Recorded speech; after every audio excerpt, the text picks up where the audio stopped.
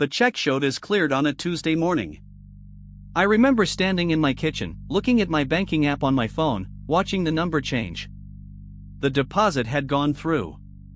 The funds were available. I had $3,400 in my account that had not been there the day before.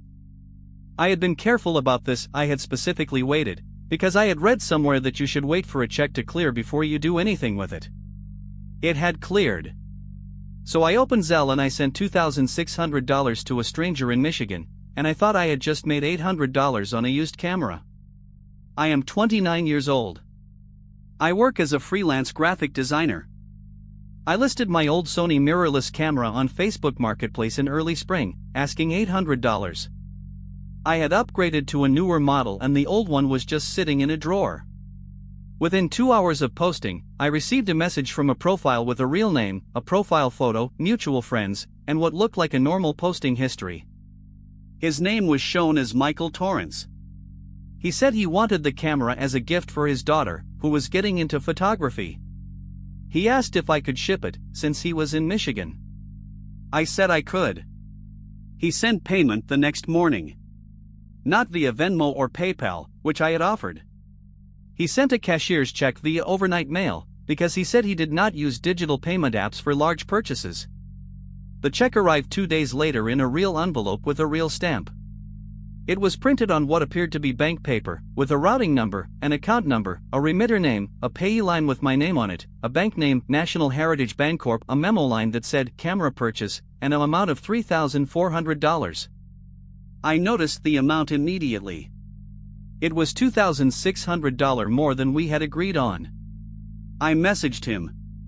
He responded within minutes, apologetic and slightly embarrassed. He explained that he had written the check for the wrong amount because he was paying several people at once for various purchases and he had mixed up the amounts. He asked if I could just deposit the check and wire him back the $2,600 difference via Zelle. He said he trusted me and did not want to wait for the check to cancel and reissue. I should tell you that I felt something when I read that message. Not alarm, exactly, more like a mild hesitation, a small question that I answered too quickly. The question was, why would someone write a check for the wrong amount to multiple people? The answer I gave myself was, because people make mistakes, and this is a small purchase, and the check is already here. I deposited it at my bank's ATM on a Friday afternoon. The deposit processed over the weekend. On Monday morning, my app showed the full $3,400 as available. On Tuesday, when the available balance was still showing, I sent the $2,600 via Zelle. I shipped the camera that afternoon via USPS priority mail with a tracking number. By Thursday, the camera had been delivered to an address in Flint, Michigan. On Saturday, 5 days after I had sent the Zelle transfer, I received a notification from my bank. The cashier's check had been returned as counterfeit. My bank debited $3,400 from my checking account that Saturday morning, which brought my balance to negative $3,400. I called the bank's customer service line immediately. The representative confirmed that the check presented for deposit had been identified as fraudulent by the issuing bank. National Heritage Bancorp had confirmed they had no account matching the check's routing and account numbers. The check had been printed to look real. It had passed initial machine verification at the ATM. But it was fake. I asked about the Zelle transfer. The representative told me that Zelle transfers are processed as real-time bank-to-bank transfers and are generally irreversible. Unlike a credit card dispute or an ACH reversal, there is no standard mechanism to recall a completed Zelle payment once it has been accepted. The recipient's bank had already credited the funds. She suggested I contact Zelle directly, which I did. Zelle's fraud team told me that because I had authorized the transfer, meaning I had initiated it myself, knowingly, to a person I believed I had a reason to pay, it did not meet the definition of unauthorized transaction under their policy, and they could not reverse it. I want to explain the mechanics of what happened, because the word cleared is central to why this scam works. When you deposit a check, your bank makes the funds provisionally available based on the Federal Reserve's Regulation CC, which sets mandatory availability schedules for deposited checks. For local checks, availability is typically 1 business day. For cashier's checks, which are treated as more reliable than personal checks, your bank may make funds available even faster, sometimes the same day, sometimes the next business day. This availability is not a certification that the check is valid. It is a conditional credit extended to you while the check physically travels through the clearing system. The actual settlement process, the process by which the funds actually move from the issuing bank's account to your bank's account, takes longer. For most checks, this clearing cycle takes 3 to 5 business days. During that window, the money in your account is real in the sense that you can spend it, but it is not yet settled. If the check is returned during the clearing cycle, because it is counterfeit, because it is from a closed account, because it has been altered, your bank will claw back the provisional credit. They do not absorb the loss. You do.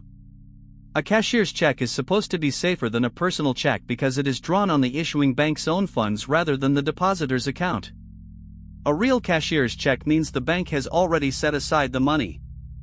A fake cashier's check mimics the appearance of this instrument while containing fabricated routing and account information.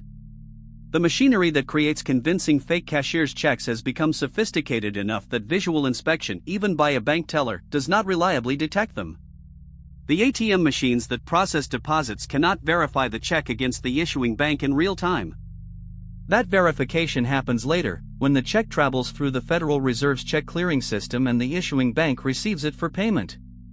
That is the 5-day window. That is the gap the scam exploits. The float, the period between provisional availability and final settlement, is the entire foundation of the fake check scheme. The scammer does not care whether you wait a day or 3 days or 5 days. As long as you send the wire or Zelle transfer before the check bounces, the timing does not matter. And because cashier's checks are supposed to be more reliable, many people do not think to wait as long as they would with a personal check. Some people send the difference within hours of seeing the deposit. The scammer knows that the check will eventually be discovered as fraudulent. Their goal is to receive the wire transfer, which is irreversible, before that discovery occurs. I filed a police report with my local department 2 days after the check bounced.